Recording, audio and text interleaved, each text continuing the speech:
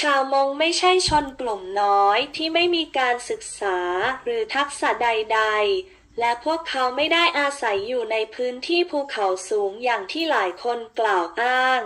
ชาวมงถูกวิพากษ์วิจารณ์จากรัฐบาลโดยที่ชาวมงไม่มีโอกาสเท่าเทียมกันในการได้รับการศึกษาขั้นสูง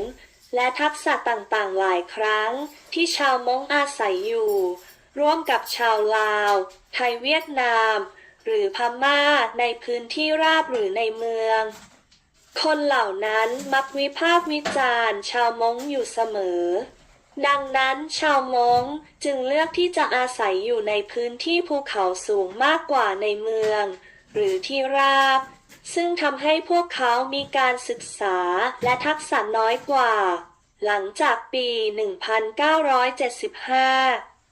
คอมมิวนิสต์เวียดนามเข้ายึดครองลาวครอบครัวชาวมงหลายพันครอบครัวจึงหนีเข้าไปในป่าเพื่อหลบหนีการกดขี่ข่มเหงจากคอมมิวนิสต์เวียดนามและหนีไปยังประเทศไทยจากนั้นก็หนีไปยังประเทศที่3เช่นสหรัฐอเมริกาแคนาดาออสเตรเลียฝรั่งเศสอาร์เจนตินาเยอรมนีซึ่งพวกเขามีโอกาสเท่าเทียมกันดังนั้นในปัจจุบันหลังจากผ่านไป50ปีชาวมงมีนายกเทศมนตรีมากกว่า10-20 คนสมาชิกสภาผู้แทนราษฎรระดับรัฐ20-30 คนผู้พิพากษาระดับรัฐ5-10 คนปริญญาเอก500-600 คนปริญญาแพทย์ 1,000-2,000 คนปริญญาทนายความ500-1,000 คนและปริญญาโท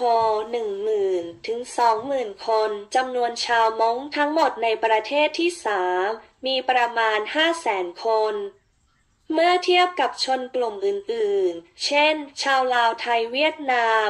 และพม่าชาวมงมีเปอร์เซ็นต์การศึกษาสูงกว่าชนกลุ่มอื่นๆที่ชาวมงเคยอาศัยอยู่มาก่อนขอบคุณสำหรับการรับฟังโปรดกดไลค์เพื่อเป็นกำลังใจให้กับการวิจัยของเราขอบคุณมากครับ